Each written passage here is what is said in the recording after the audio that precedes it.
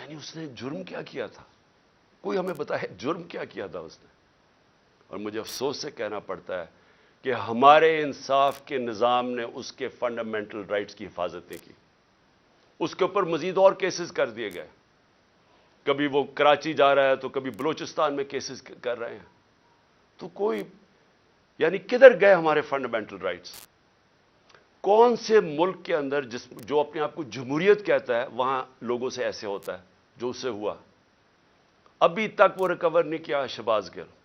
ابھی تک جس طرح اس کے اوپر تشدد کیا گیا ابھی تک اس کا اثرات اس کے اوپر ہے.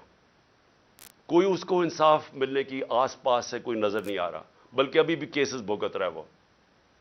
اور ایک آدمی جو ملک کی مدد کرنے آیا تھا، اپنی سے بڑا آئیڈیلزم لے کے آیا تھا، وہ پیسے خرچ کر رہے وکیلوں کے اوپر، اپنے کیسز کے اوپر. میں اس کی اس لیے مثال دے رہا ہوں کیونکہ شاید ملک کے غدار ہوں، کوئی دہشت گرد ہوں، تو شاید ان کو تو ایسے ٹریٹ کرتے ہوں، لیکن ایک پولیٹیکل آدمی ایک سٹیٹمنٹ کے اوپر اس کے اوپر یہ ظلم کیا گیا. پھر جو اے آر وائی کا جو اس وقت جو ٹی وی چینل کا اس بیچارے کا جو نیوز ایڈیٹر ہے، اس کو کوئی کام ہی نہیں تھا، اس کو رات کے 3 بجے اٹھا کے لے گئے. مجھے یہ نہیں سمجھ آتی کہ رات کے 3 بجے کیوں اٹھانے آتے ہیں؟ کیوں یہ کیا ایک مہذب معاشرے میں ایک وارنٹ نکلتی ہے، آپ گھر پہ جا کے وارنٹ ڈیلیور کریں اور آپ اٹھا لیں ان کو. لیکن صبح کے 3 بجے جا کے سارے گھر میں اندر دروازے توڑ کے اندر گھس جاتے ہیں، وہاں جا کے ان کی عورتیں ہیں، بچے ہیں، ان کے سامنے یہ ظلم کر رہے ہیں. یہ جو اے آر وائی کے جو نیوز ایڈیٹر، ان کے بچوں کے اوپر ابھی تک اثر رہا ہے کہ جو انہوں نے اس طرح کیا. 25 مئی کو جو انہوں نے ہمارے ساتھ کیا، 25 مئی کو لوگوں کے گھروں میں گھسے، 3 بجے تک رات کے لوگوں کے گھروں میں گئے، وہاں اسی طرح دروازے توڑ کے گئے. ایک جو میجر صاحب تھے، ان کے گھر میں جب دروازہ توڑ کے گئے تو انہوں نے گولی چلائی. کسی کو کیا پتا کہ ڈاکو آ گیا، کون آ گیا رات کو؟ تو وہ بیچارہ سپاہی بیچارہ ایسے مارا گیا بیچ میں. ذمہ داری ان کی تھی جنہوں نے آرڈر کیا، اور اس کو اٹھا کے لے گئے اور اس کو پھر اس کے اوپر تشدد کیا. اس کے بیٹا، اس کا کوئی قصور ہی نہیں تھا.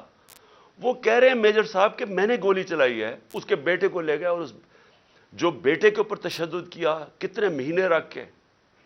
کدھر گئے فنڈامنٹل رائٹس؟ اور اس کے بعد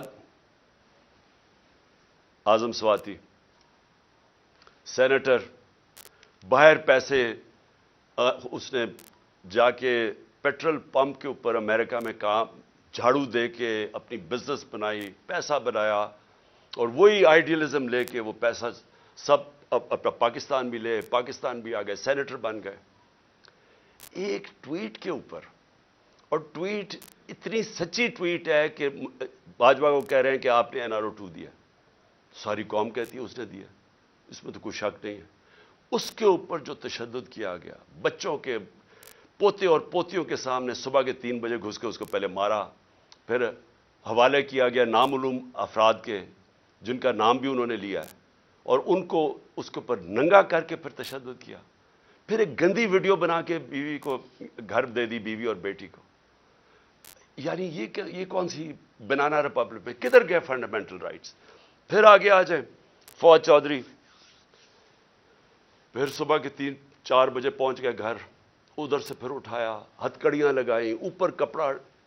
یعنی یہ کوئی دہشت گرد تھا کیا تھا؟ اس کو پھر پھرایا چاروں طرف، اور جو اس سے کیا. چھوٹی بیٹیاں وہ ٹراماٹائزڈ، بیٹیوں کے اوپر اثرات ابھی تک.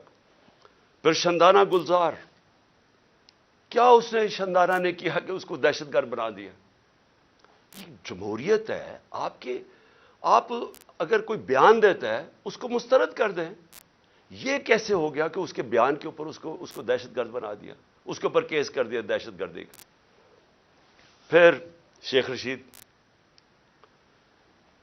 رشید کو پہلے، اور فواد چودھری کو ہائی کورٹ 4 دفعہ ہائی کورٹ نے آئی جی کو کہا کہ میرے سامنے فواد کو لے کے آؤ. آئی جی نے کوئی پرواہ نہیں کی. کہیں اور سے آرڈر مل رہے تھے، کوئی فکر نہیں کی انہوں نے. اور پھر شیخ رشید بیل دے دیتی ہے عدالت، اسلام آباد ہائی کورٹ. اور کیسز ڈال کے اس کے اوپر کیسز پہ کیسز بنائی جا رہے ہیں اور اس کو رکھا ہوا ہے. ایک کتنی دفعہ شیخ رشید منسٹر بن چکے ہیں, عمر ان کی 75 سال ہے, رات کو ہتھکڑیاں باندھ کے ان کو کمرے میں رکھا ہے, ان کے اوپر کپڑا ڈالا رکھا ہے. یعنی یہ میں اپنے انصاف کے نظام کو آج پوچھ رہا ہوں, کدھر گئے ہمارے فنڈامنٹل رائٹس؟ اور پھر میں گنانا چاہتا ہوں, عمران ریاض کو اٹھایا. ہر وہ آدمی جو رجیم چینج کے جو صحافی خلاف ہے, ہر اس آدمی کو سنگل آؤٹ کیا انہوں نے. ہر اس آدمی کے اوپر, جس طرح عمران ریاض کو یہ دوسری دفعہ اٹھا کے لے کے گئے تھے, ارشد شریف کی جو سارے اس ملک کے لیے جو سب سے دردناک کہانی ہے صحافیوں کی تاریخ میں, جو اس سے کیا گیا, ملک سے باہر پر قتل کیا گیا, اس کو شہید کیا گیا. ایاز ضمیر, سمیع ابراہیم, غلام حسین, جو لوگ رجیم چینج کے خلاف لکھتے تھے, تنقید کرتے تھے, ان ساروں کو باری باری کہیں نہ کہیں ان کو ڈرایا, دھمکایا, اٹھایا گیا.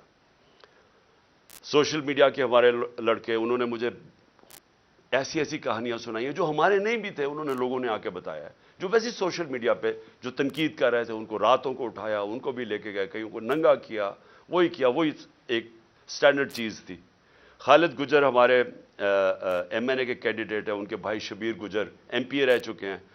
کل رات ان کے اوپر پولیس پہنچ کے ان کے گاؤں کے اوپر سراؤنڈ کر دیا, گاڑیاں توڑی وہاں. فروخ حبیب, اس کے اوپر ڈکیتی کا کیس ڈال دیا. میرے اوپر اب میں 60 ایف آئی آر ہے میرے اوپر. اور جو سب سے حیران کن چیز یہ ہے کہ اگر میں ایکس پرائم منسٹر ہوں, اپنی ایف آئی آر نہیں کٹوا سکا, اور اس کے بعد جو جے آئی ٹی بنی تھی, جو چیزیں نکال رہی تھی, جس میں واضح ہو گیا کہ اور وہ لوگ شامل تھے جن کو میں نے 3 نام جو نامزد کیے تھے کہ جو ایف آئی آر میں, وہ واضح ہو گیا کہ وہ اس کے پیچھے ہیں. نہ وہ, پھر سے میں کہتا ہوں کہ جو ڈی پی او گجرات, نہ وہ اپنا فون دینے کے لیے تیار تھا, اس کو بھی کہیں سے حکم آ رہا تھا. نہ سی ٹی ڈی کے اندر وہ جو ایس پی تھا, نہ وہ تیار تھا اپنا فون, جس میں اس نے وہ جو دوسری ویڈیو بنائی تھی, وہ جو شوٹر تھا نوید یا ندیم, نہ انہوں نے دیا, نہ انہوں نے کوآپریٹ کیا. لیکن جو رپورٹ درج کروائی گئی عدالت نے, جے آئی ٹی نے عدالت میں جو رپورٹ درج کروائی, اس کے اندر یہ چیز واضح ہو گئی کہ 3 شوٹر تھے, ایک نہیں تھا, تو دینی انتہا پسند کا سارا ختم ہو گیا کیس. لیکن جو سی ٹی ڈی کے اندر جب اس کو نوید کو اٹھا کے سی ٹی ڈی لے کے گئی, تو وہاں 5 نامعلوم افراد تھے. کیا کام تھا ان کو سی ٹی ڈی میں؟ تو کیا اگر کسی میں کوئی شک ہے تو اب یہ شک ہٹ جانا چاہیے